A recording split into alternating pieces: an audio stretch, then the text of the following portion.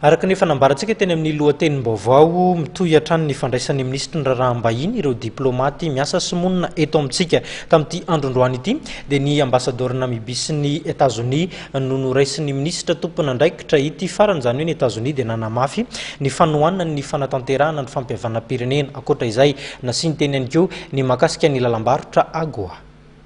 Nandray masivo Amerikana miasa eto Madagasikara Andriamatoa Robert Iamate Ramatoa Atala Beatrice ministra ny raharaham-bahiny tetsy Ambraony Tsenosy nanamarika ty fionana ara-diplomatika ity ny fanamafisana fiara-miasa eo amin'ny firenena roa tonta dia i Madagasikara sy États-Unis izay ivelatra eo amin'ny sehatra maro.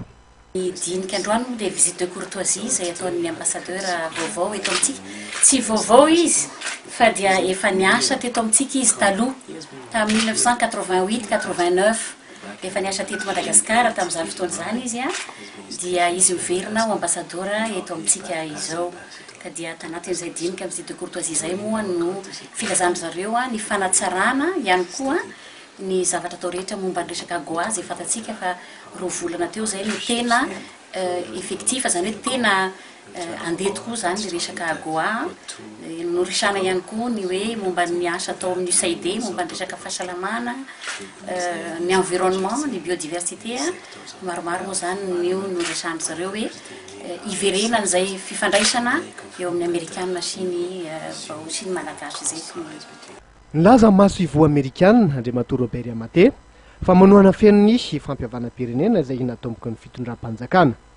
To make this process work or work towards manohana tanteraka ny ezaka ho an'ny fanatotosana ny fampihavana-pirenena États-Unis midera sy mankasitraka ny ezaka ataon'ny filoha Rajoelina Roa-Pianina miaraka amin'ireo filoha teo aloha ho an'ny fametrahana ara-kotokoneza hatramin'ny farany zany fampihavana-pirenena zany toana ny tanteraka zany fantatray fa lamina mila fotoana izy io mety haritra ilaila nefa kosa fantatra fa tsy maintsy ho tonga amin'ny fahombiazana ny farany.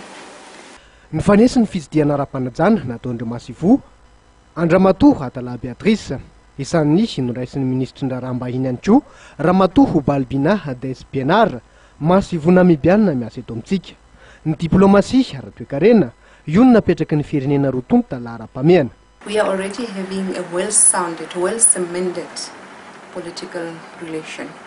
Efa nisy ny fifandraisana ara-politika izay efa nandritry ny taona maro no nisy izany. Today we are focusing on economic diplomacy. Amin'ny izao vanim-potoana izao dia ny diplomasia ekonomika no tena ifatoantsika. And that is definitely the focus of the Namibian embassy. Izan'ireo masivo tonga nitsidika ny ministra ny raharaham-bahiny ihany koa ny masivo Algeriana Andriamatoa Baftam Mokadem.